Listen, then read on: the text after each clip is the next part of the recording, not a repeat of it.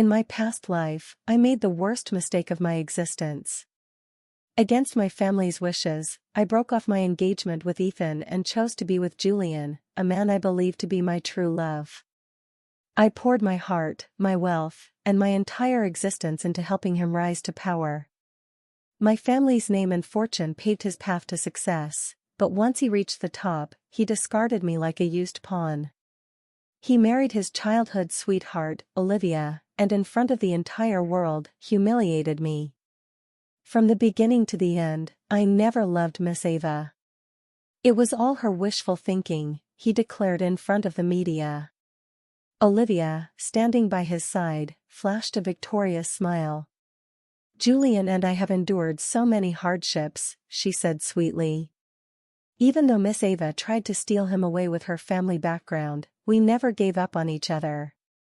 They had their grand wedding while I was locked away like a forgotten relic of the past. I was nothing more than an obstacle they had to remove. In the end, I died in a dark, cold room, betrayed, broken, and alone. But fate has given me a second chance.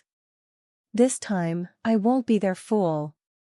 I won't blindly sacrifice everything for a man who only saw me as a stepping stone. I will make sure Julian and Olivia stay together, forever entangled in the misery they deserve. As Julian's voice rings through the phone, demanding my presence at his mother's birthday, I smirk. In my past life, I would have obeyed without question. Not this time. This time, I play the game on my terms. Chapter 1, Rebirth and Awakening. A gasp escaped my lips as I jolted awake, my heart pounding against my ribs. My hands trembled as I touched my face, my arms, my chest, everything felt real. The suffocating darkness and the cold, damp walls of my prison were gone. Instead, I lay in my bed, wrapped in silk sheets. Sunlight streamed through the grand windows of my family's estate, casting golden hues across the familiar room.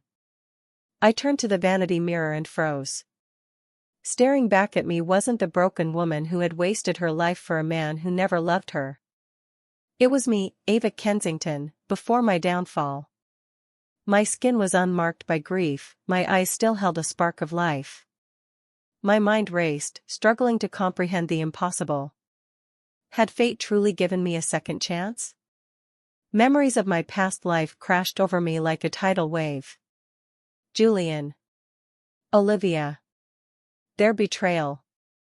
My humiliation. My death. My foolishness.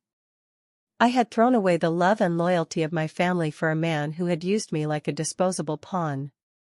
I had ruined everything, discarding Ethan, the man who had truly loved me, to chase a fantasy. But this time I would not be a fool. A sharp knock at my door broke through my swirling thoughts. My mother's gentle voice followed.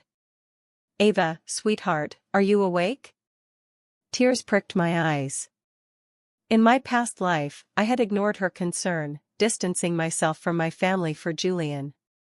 Regret burned in my chest, but I swallowed it down. I wouldn't make the same mistakes again. This time I would rewrite my story. Chapter 2, Cutting Ties. The phone rang, its shrill tone slicing through the morning tranquility. I didn't need to look at the caller ID to know who it was. Julian. I let it ring, savoring the power of ignoring him. In my past life, I would have rushed to answer, eager to please him. Not this time.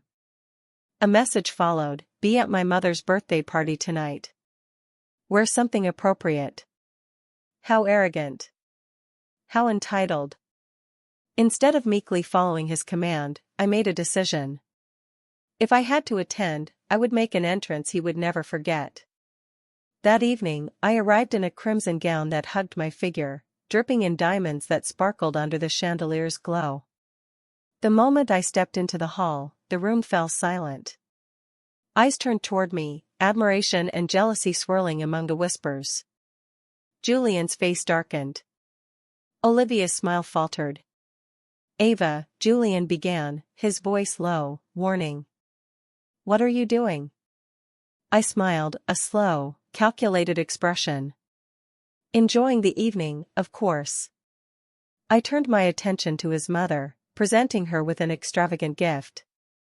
Mrs. Rutherford, happy birthday. Thank you for the invitation. She blinked in surprise, clearly unsure how to respond. Julian had expected me to arrive as his obedient shadow. Instead, I was the center of attention. I met Olivia's gaze, letting amusement flicker in my eyes. This time, I wasn't a victim. This time, I was in control. Chapter 3, The First Strike. The night of Julian's mother's birthday had been a success, at least for me.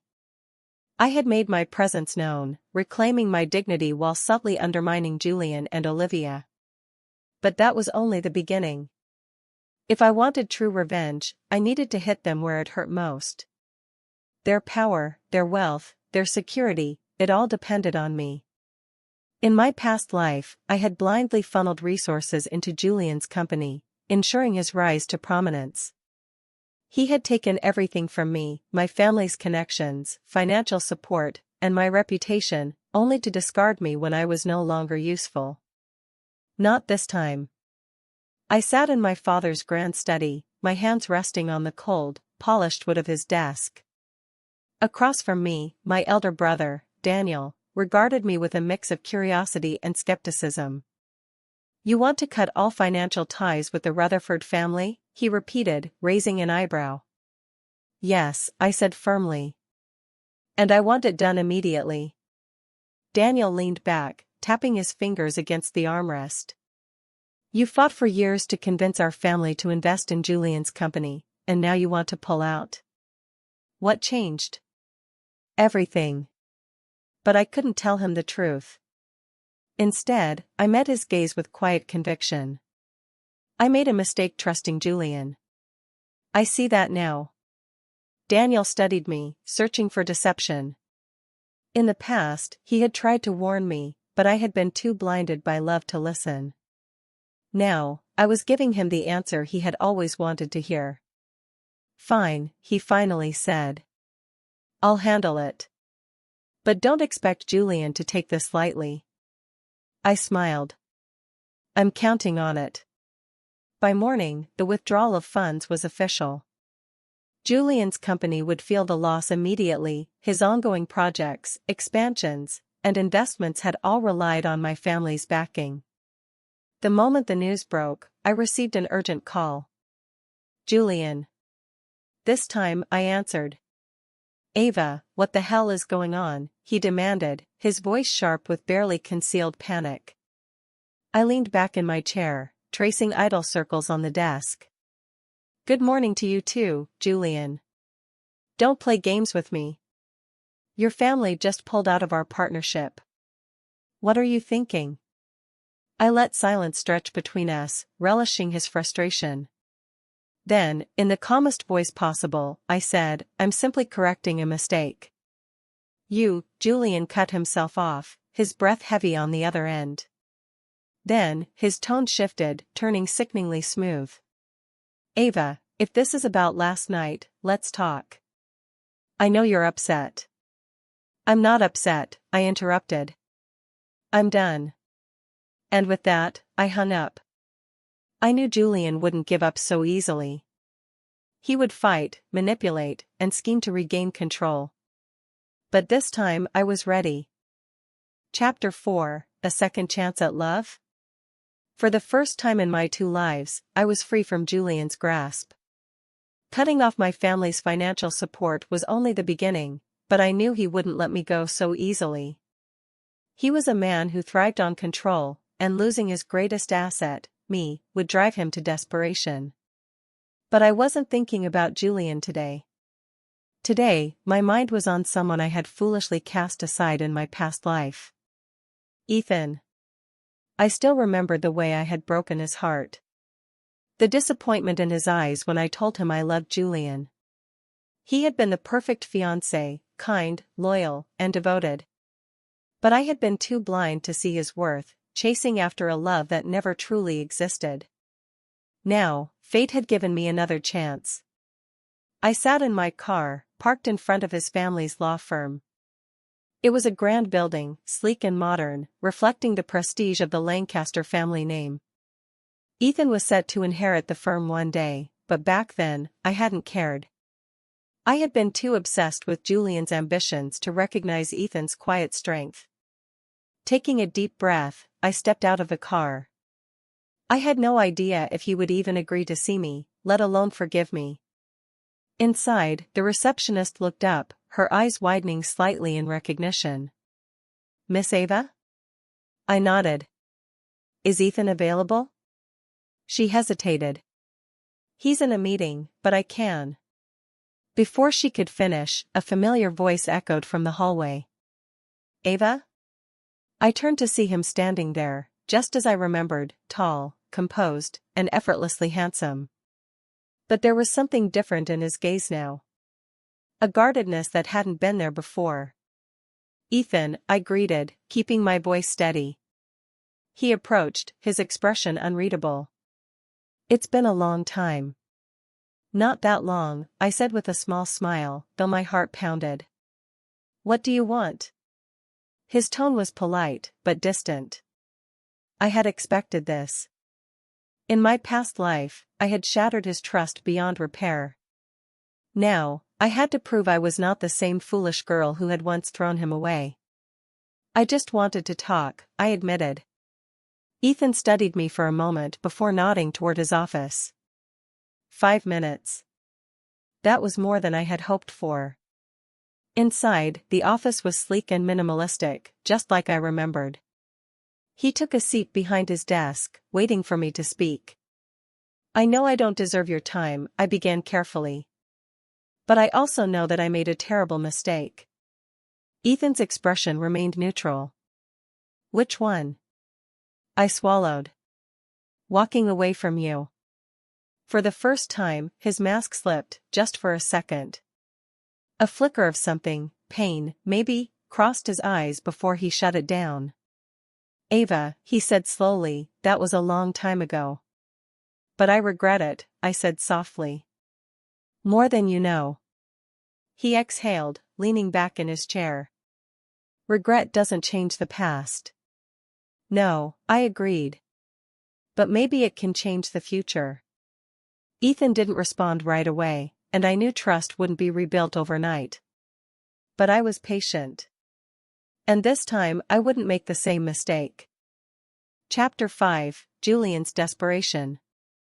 Julian never handled losing well. For years, he had manipulated, schemed, and twisted people to his advantage. And I had been his most valuable piece on the chessboard, a pawn he used to climb to power. But now that pawn had broken free, and Julian was starting to feel the consequences. I heard about his struggles before he even reached out to me. My sources told me that his company had suffered a sudden financial strain. Investors were pulling out, and his father's business was losing the silent backing my family had once provided. Without me smoothing things over, Julian was finally facing the full weight of his failures. So it was no surprise when I saw his name flashing on my phone screen. I smirked but let the call ring out. He called again. And again. Desperation. Finally, I picked up. "Julian," I greeted coolly. "Ava," he said, his voice controlled but with an edge of frustration. "You've been avoiding me." "Have I?" I mused. "I've just been busy." A beat of silence. Then, in a smoother tone, he said, "Let's meet. We need to talk." Need. Not want. I leaned back on my couch, amused. "What is there to talk about?" "Ava, don't play games," he snapped, his mask slipping for a moment. "This isn't just about us." "My family." "Your family?" I cut him off. "You mean the people who treated me like a walking wallet? Who smiled to my face while stabbing me in the back? Forgive me if I don't care about their problems." Julian sighed, probably realizing that his usual charm wouldn't work this time. "Let's meet for dinner." Just to talk. I considered it. This could be an opportunity to see how desperate he truly was. And I wanted to watch him squirm. Fine, I said. Tonight at 7. The Bellagio. He hesitated. That's too expensive? I mocked. If you can't afford it, Julian, just say so. I'll be there, he said stiffly before hanging up. That evening, I arrived at the Bellagio in a fitted, elegant dress, exuding the confidence I had lacked in my past life. As I stepped into the private dining room, Julian was already there, waiting. He stood when he saw me, his sharp eyes scanning me like he was searching for the weak, naive girl he once controlled. He wouldn't find her. Ava, he said smoothly. You look stunning. I smiled. I know. His jaw tightened at my indifference, but he masked it quickly. Shall we sit? We did. The waiter poured wine, and Julian leaned forward, putting on his most serious expression.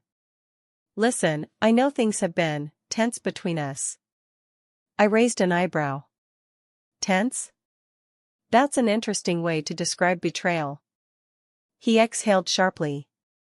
Ava, you know business can be complicated. But we were good together once. We can be again. I tilted my head. Are you asking for my help, Julian? He hesitated. I'm saying we don't have to be enemies. I chuckled. We were never enemies, Julian. I was just your stepping stone. And now, you have no use for me, do you? He clenched his jaw.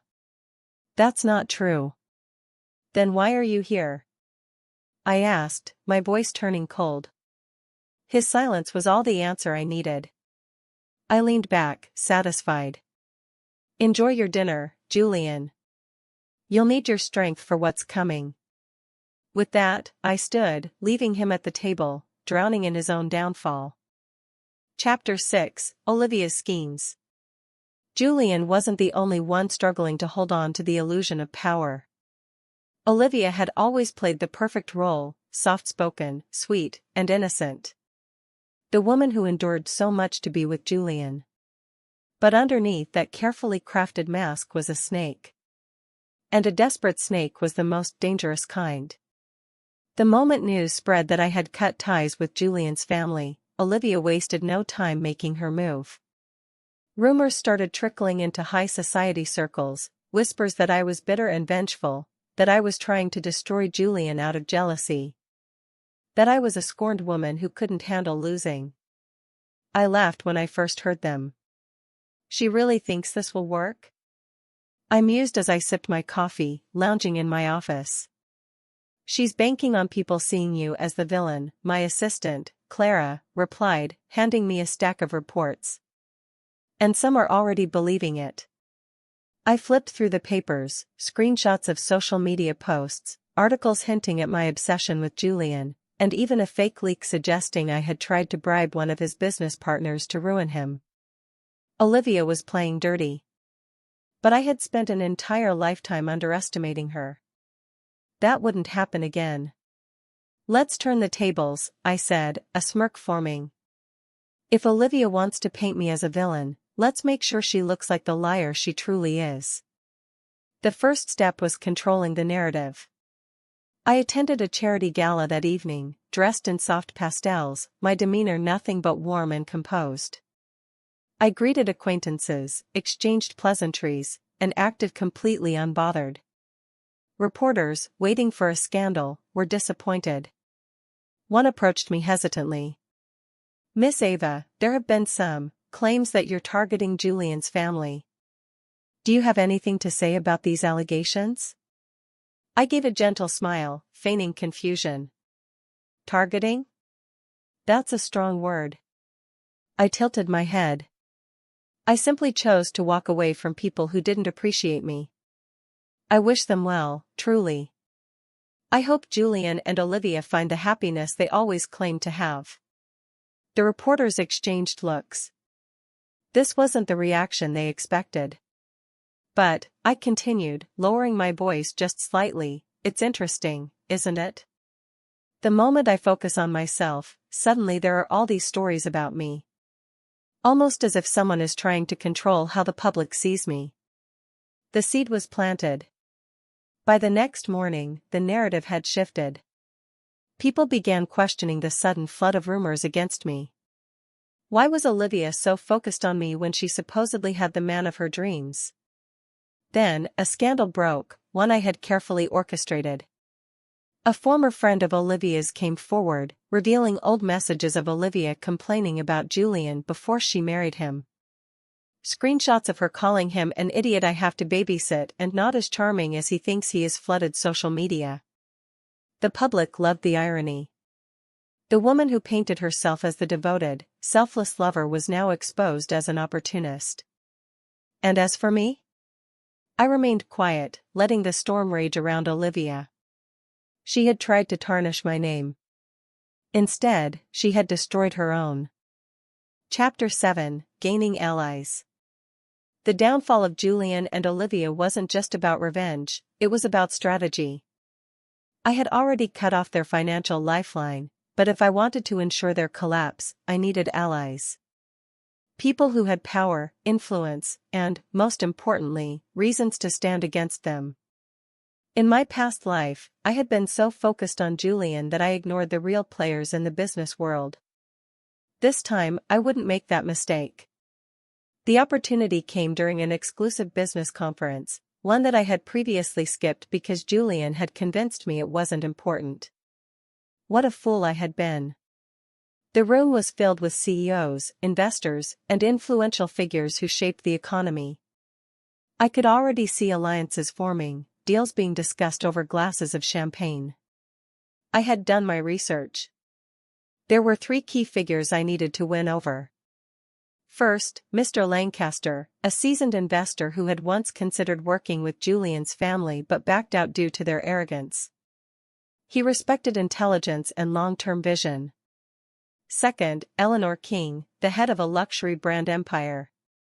Julian had tried to manipulate her into a bad business deal in my past life. This time, I planned to show her I was the better choice. And finally, Damian Wolf, a ruthless but brilliant businessman who had no patience for weakness. He valued results over everything else. If I could prove my worth, he would be an invaluable ally. I approached Mr. Lancaster first, greeting him with a warm but confident smile. Mr. Lancaster, it's a pleasure to finally meet you. I've admired your work in the investment sector for years. He raised a brow, intrigued. Miss Ava, I hear you've been making quite the impression lately. I chuckled. I prefer to call it correcting past mistakes. I leaned in slightly. You once considered working with the Hawthorne family, didn't you? His expression darkened.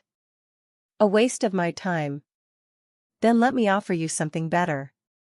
I pulled out a folder, filled with projections for a joint investment opportunity, one that Julian's family had been too short-sighted to consider. As he skimmed through, I saw his interest grow. After a moment, he nodded. You have my attention. One down. Next was Eleanor King. I found her at the bar, sipping on a glass of wine. I believe we have a common enemy, I said casually, taking the seat beside her. She smirked. Julian Hawthorne? I raised my glass in a mock toast. The very one. She chuckled. I assume you have a proposal? I do, I said, sliding her a document outlining a potential collaboration between my family's business and hers. One that benefits both of us and ensures Julian never has the chance to interfere with your company again. She glanced at the details and smiled. I like the way you think. 2 down. Finally, Damian Wolf. He was the hardest to impress. I found him standing near the exit, watching the room like a predator surveying his prey. Mr. Wolf, I greeted, my tone unwavering. He barely glanced at me. You're the woman causing chaos in the business world. I smiled. I prefer to think of it as restructuring. He finally looked at me. Why should I care? I handed him a single-page summary of my plans. Because aligning with me means being on the winning side. He read it quickly, then met my gaze. We'll see if you can back up those words. It wasn't a yes, but it wasn't a no. By the end of the night, I had secured 2 powerful allies and gained the interest of a third. Julian had no idea what was coming. Chapter 8, Ethan's Return. I hadn't seen Ethan in years, at least, not in this lifetime. But here he was, standing just a few feet away from me at the same business event where I had secured my new allies. The moment our eyes met, time seemed to slow. Ethan still had the same commanding presence, the quiet confidence that made him stand out in any room. But there was something else in his gaze, something colder. I had hurt him deeply in my past life. I had abandoned him for Julian, blinded by the illusion of love. And now, even though I had been granted a second chance, I knew he had no reason to trust me. But that wouldn't stop me from trying. As the event carried on, I found my chance when I noticed Ethan stepping out onto the balcony alone. I took a deep breath, steadying myself before following him outside. The night air was crisp, carrying the scent of freshly cut grass and expensive cologne. "Ethan," I said softly. He didn't turn immediately. Instead, he took a slow sip of his drink before finally meeting my gaze. "Ava." His voice was calm, but there was a sharp edge to it. "I didn't expect to see you here." I let out a small chuckle. To be honest, I didn't expect to be here either. Silence stretched between us, heavy with unspoken words. Then, he finally spoke again. "I heard about what you did to Julian's family." I tilted my head. "Do you disapprove?" He studied me for a moment. "No. I just never imagined you'd be the one to bring him down." A small smirk tugged at my lips. "People change." His expression remained unreadable. "Do they?" I swallowed. "I have." Ethan let out a quiet breath, shaking his head slightly. "You once swore you loved me, Ava. And then, just like that, you walked away. Now you expect me to believe that you've changed?" I didn't flinch. "I deserved that." "No," I admitted. "I don't expect you to believe anything. But I do hope that one day, you might see for yourself." He watched me, searching for something in my face. Then, with a small, almost bitter chuckle, he said, "We'll see." It wasn't a rejection. But it wasn't acceptance either. As I returned to the party, I felt an odd mixture of hope and regret. Ethan wasn't the same man who had once loved me unconditionally. And I wasn't the same woman who had broken his heart. I didn't know if we could ever return to what we once had.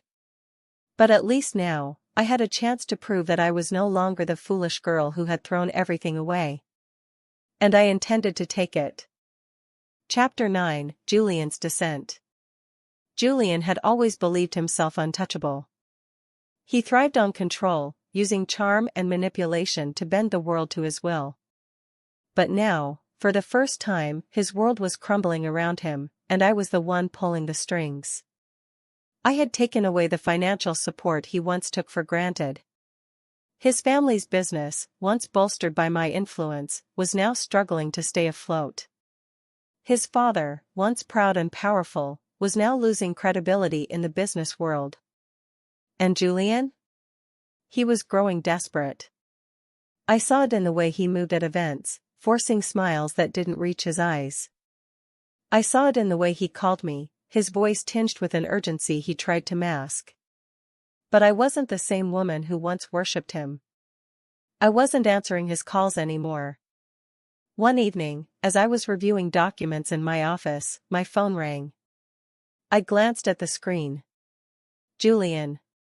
For a moment, I considered ignoring it. But then, I smirked and picked up. "Ava," he said, his voice carefully controlled. "We need to talk." "I'm busy." "This is important." I leaned back in my chair. "Is it about your father's business deals falling apart?" Or perhaps Olivia's failing attempts to ruin my reputation? Because I have no interest in either. He exhaled sharply. We need to meet. No, Julian. You need me to meet you. There's a difference. Silence. For the first time, he had no response. I chuckled. Goodbye, Julian. I hung up. The next time I saw him was at a high-profile business gala. He had always been the center of attention at these events, but tonight, he looked different. His usual arrogance was cracked, replaced by an underlying tension. He was losing control, and he knew it. When our eyes met, he made his way toward me, ignoring Olivia's grip on his arm. She shot me a glare, but I merely smiled. Ava, Julian greeted, forcing a smile. You've been avoiding me. I raised an eyebrow. I've been busy. He leaned in slightly, lowering his voice. We need to talk. Alone. I took a sip of my champagne, letting the silence stretch between us before responding. Julian, I don't take private meetings with married men. It's inappropriate, don't you think? His jaw tightened. Besides, I continued, flashing a sweet smile, I think Olivia might get the wrong idea. Julian turned to glance at his wife, who was watching us intently, her eyes narrowing. I leaned closer, just enough for him to hear. You should focus on keeping your own house from collapsing before you worry about me. Then, I walked away, leaving him standing there, humiliated, powerless, and exactly where I wanted him. Julian was finally learning what it felt like to lose. And this was only the beginning. Chapter 10, The Final Confrontation. Julian was unraveling. His business was failing, his reputation was crumbling, and Olivia's desperate schemes were only making things worse. But true to his nature, he wasn't ready to accept defeat. Instead, he did what he always did, he tried to manipulate his way back into control. This time, I was ready for him. It started with a message. Ava, meet me. Just once. You owe me that much. I stared at the words on my phone, feeling nothing but cold amusement. I owe him? The man who used me, discarded me, and humiliated me in front of the world? If anything, he owed me a lifetime of apologies. Still, I agreed to meet. Not because I owed him, but because I wanted to watch him break. The meeting place was a private lounge in an upscale hotel. Julian had always preferred places where he could control the atmosphere, but tonight, I was the one in control. When I arrived, he was already there, waiting. He looked exhausted, his sharp features drawn, his usual confidence dimmed. For the first time, he looked like a man on the edge. Ava, he said as I took my seat across from him. I crossed my legs, calmly sipping my drink. You have 5 minutes. His jaw clenched. Is that what it's come to? You treating me like a stranger? I gave him a slow, deliberate smile. Julian, we were never strangers. But we were never anything real either. You made sure of that. He exhaled sharply. I made mistakes. Mistakes? I repeated, tilting my head. Is that what you call using me, humiliating me, and leaving me to die alone? He flinched. Good. I was young, Ava. I was ambitious. His voice softened, trying to sound regretful. I didn't realize what I had until it was gone. I almost laughed. Are you saying you regret choosing Olivia? Julian hesitated. That single moment of silence spoke louder than words. You want to know the difference between you and me, Julian? I leaned forward, my voice steady. I learned from my past. I became stronger. But you? You're still the same man, clinging to power, using people like stepping stones. His expression darkened. That's not true. It is, I said simply. And you know it. For a moment, he just stared at me. Then, his hand tightened around his glass. Ava, listen. I stood. This conversation is over. Julian shot up from his seat, grabbing my wrist. His grip was tight, desperate. I'm not letting you walk away. I met his gaze, completely unshaken. That's the difference, Julian. You never had the power to stop me. I pulled my hand free and walked away, leaving him behind. Julian had lost. And I had never felt more free. Chapter 11, Olivia's Downfall. Olivia had spent years crafting the perfect image, Julian's devoted childhood sweetheart, the victim of my supposed scheming, the innocent woman who had endured everything to be with the man she loved. It had worked before.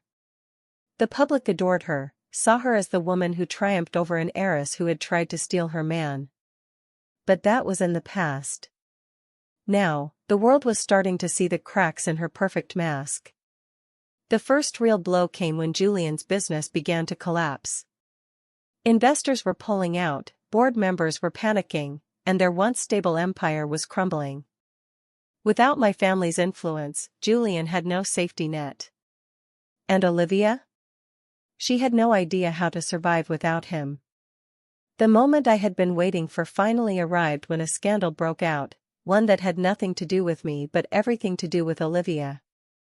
I had known for weeks that she had been funneling money from Julian's struggling company into a private account under a fake charity's name. A selfish little escape plan for when things got worse. But greed makes people careless. And Olivia had been very, very careless. With a simple anonymous tip to the right journalist, the story exploded. Julian Carter's wife caught in financial scandal, embezzlement allegations under investigation. The headlines spread like wildfire. Public opinion, once in her favor, turned against her in an instant. News outlets dug into her past, uncovering every little lie she had told, every manipulation, every fake sob story. Social media tore her apart. And then, the final strike, Julian himself. 2 days after the scandal broke, Julian released a statement distancing himself from Olivia. I had no prior knowledge of my wife's actions, he declared. I am deeply disappointed and will be fully cooperating with the investigation. Thrown under the bus by the very man she had betrayed me for. How poetic. I happened to run into Olivia by chance, though I suspected she had been looking for me. It was at a high-end boutique, one she used to frequent when she was still Julian's perfect wife. Now, she looked exhausted, her face pale from stress, her usual confident aura completely shattered. When she saw me, her eyes filled with hatred. This was you. I tilted my head.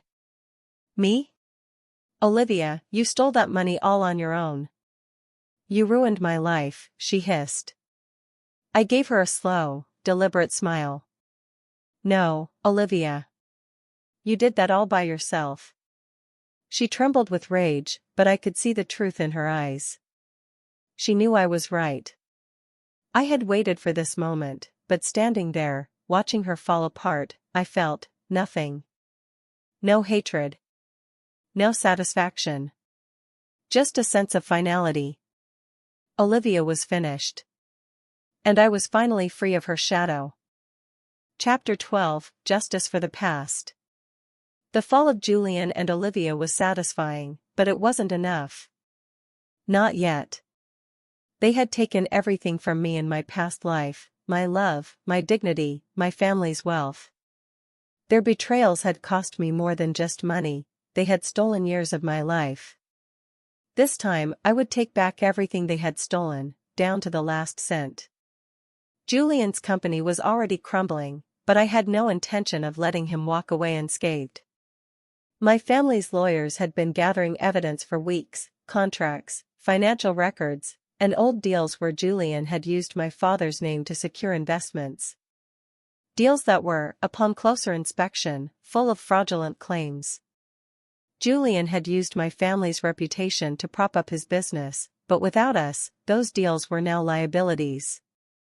And I was making sure he was held accountable for every single one. The lawsuit hit the news a week after Olivia's scandal broke. Carter Industries faces legal action for financial fraud, major investors demand compensation. His company's stock plummeted. Julian tried to fight back, but he was outmatched. My family's lawyers were some of the best in the country, and I made sure every legal loophole was closed before he could exploit it. Within days, he was drowning in lawsuits and debt. I wasn't done. Olivia might have been exposed, but I wanted to make sure she never had a way back into high society. So, I reached out to the right people, socialites, media figures, even fashion designers she used to work with. The whispers began. Would you really want to be associated with Olivia Carter? Her invitations to exclusive events quietly disappeared. Brands severed ties with her. Even the charities she once used to boost her image wanted nothing to do with her now. She had built her entire life around Julian's status. Without it, she was nothing. The final blow came when the court ruled in my favor. Julian was ordered to pay back every penny he had taken from my family, plus damages. His company, once a rising empire, was now a failing mess of debt and lawsuits. Investors abandoned him. Banks refused him loans. I watched from a distance as he tried to salvage what was left, but there was no saving it. Everything he had built on my family's name was crumbling beneath him.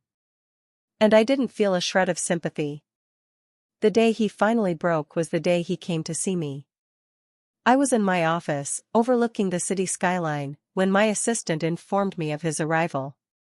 I expected anger, maybe even threats. But when Julian stepped into my office, he looked defeated. "Ava," he said, his voice hollow. "You win." I leaned back in my chair, meeting his gaze with a calm, unbothered expression. "No, Julian," I corrected. "I just took back what was mine." He had lost everything. And I was finally free. Chapter 13, Rebuilding Her Life. For the first time in 2 lifetimes, I was free. Julian and Olivia were no longer shadows looming over me. Their downfall had been swift and absolute. The lawsuits had drained Julian's wealth, and Olivia had become a pariah in the social circles she once thrived in. Their names had become synonymous with scandal and disgrace. But I didn't dwell on them anymore. I had something far more important to focus on, my future. The Ava of my past life had sacrificed everything for a man who never valued her. This Ava? She had no intention of making that mistake again. I poured my energy into rebuilding what I had lost, not just my wealth, but my identity. I wasn't just the daughter of a powerful family, I was a force of my own. With the connections I had carefully nurtured, I launched my own business venture, an investment firm that focused on supporting female entrepreneurs. It wasn't just about making money, it was about creating something meaningful, something that would outlast me. And unlike Julian, I didn't need to step on others to succeed. One evening, as I reviewed a new business proposal, my phone buzzed with an incoming call. Ethan. A part of me had expected him to reach out eventually, but now that the moment had arrived, I hesitated. Our history was complicated. I had hurt him in ways I couldn't erase. But I had changed. Taking a deep breath, I answered. "Hello, Ethan." There was a pause on the other end before he finally spoke. "You really are different now." It wasn't a question. It was a statement. A small smile formed on my lips. "I had to be." "I've been watching," he admitted. "You're not the same woman who walked away from me all those years ago." I exhaled slowly, my fingers tightening around the phone. "No, I'm not." There was another pause, and then. "Meet me for coffee tomorrow?" I didn't know what this meant for us. I didn't know if we could undo the past or if we were even meant to. But for the first time in a long time, I wasn't looking back. I was looking forward. And maybe, just maybe, this was the start of something new. Chapter 14, A New Beginning. The cafe was quiet, nestled in a corner of the city away from the usual crowds. As I walked in, I spotted Ethan immediately. He was sitting by the window, his dark eyes scanning a newspaper, a cup of coffee in front of him. He looked up as I approached, setting the paper aside. A small, knowing smile tugged at the corner of his lips. "You actually came." I took a seat across from him, mirroring his expression. "You sound surprised." "I am." He studied me for a moment before shaking his head. "No, actually, I'm not. You're not the woman who ran away from everything. Not anymore." His words held no bitterness, just quiet observation. I stirred my coffee, feeling the warmth seep into my fingers. "I owe you an apology, Ethan." He leaned back in his chair, waiting. "I made the biggest mistake of my life when I let you go," I admitted, my voice steady but honest. "I was blinded by what I thought was love, by promises that never meant anything. And in the process, I lost the one person who truly cared about me." Ethan exhaled, his gaze softening. "I won't lie, Ava. It hurt. I spent years wondering what I did wrong, why I wasn't enough." A pang of guilt twisted in my chest. "You were always enough.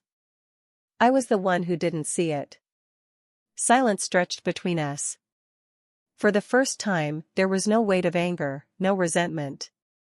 Only the echoes of what could have been and the possibilities of what might still be. "Where do we go from here?" I asked, unsure of what I was even hoping for. Ethan smiled slightly. "I don't know. But I think we have time to figure it out." As the days passed, I continued to rebuild my life, not for revenge, not to prove anything to anyone, but for myself. Julian and Olivia had become ghosts of the past. Their attempts to claw their way back into high society failed miserably. The world they had once controlled had turned its back on them, and I made sure it stayed that way. But I didn't linger on them anymore. I focused on expanding my business, building a future that had nothing to do with the mistakes of my past. And then there was Ethan. He never rushed me, never pushed. He simply remained by my side, a steady presence as I carved out my new path. One evening, as we walked through the city after a long day, he glanced at me with a smirk. "You know, Ava, I'm still waiting for you to make it up to me." I raised an eyebrow. "Oh? And how exactly do you want me to do that?" His smile widened. "Dinner. Tomorrow. Your treat." I laughed, shaking my head. "Fine. But I warn you, I have expensive taste. I think I can handle it." For the first time in 2 lifetimes, I wasn't looking at the past with regret or the future with fear. I was simply living. And it felt good. Chapter 15, The Future She Deserves. The sun cast a golden glow over the city skyline as I stood on the balcony of my new office, sipping my tea. The past no longer held me in its grip. I had finally broken free from the chains of betrayal, heartbreak, and regret. This was my life now, one built on my terms, with no ghosts of the past weighing me down. A soft knock on the door pulled me from my thoughts. I turned to see my assistant, Lily, stepping inside. "Miss Ava, the final documents for the acquisition are ready for your signature," she said with a smile. I nodded, taking the papers from her.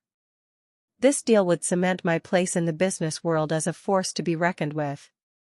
Julian and Olivia had tried to take everything from me, but in the end, they had only made me stronger. As I signed the last page, Lily hesitated. "Also, Mr. Ethan is waiting for you downstairs." A slow smile formed on my lips. "Tell him I'll be right down." When I stepped outside, Ethan was leaning casually against his car, watching me with that familiar, unreadable expression. "You're late," he teased. I smirked. "Business comes first, Mr. Carter." He opened the car door for me. And what about dinner? Is that business or pleasure? I slid into the passenger seat, meeting his gaze. Maybe a little of both. As he got in and started the car, I found myself reflecting on how much had changed. Julian and Olivia were nothing more than bitter memories. Their downfall had been inevitable. The power and influence they once wielded had crumbled, leaving them with nothing but each other, exactly as I had planned. But I no longer needed to dwell on them. My focus was on the future. A future where I dictated my own happiness. That night, as Ethan and I walked through the park after dinner, he stopped under the streetlights, turning to face me. "You've come a long way, Ava," he said quietly. "Do you finally feel at peace?" I exhaled, looking up at the stars. "I do," I admitted. "For the first time, I'm not looking back. I'm not chasing revenge or trying to prove anything. I'm just happy." His eyes softened, and after a moment, he reached for my hand.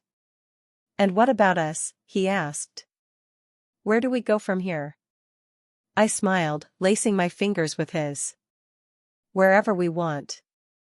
This was the future I deserved.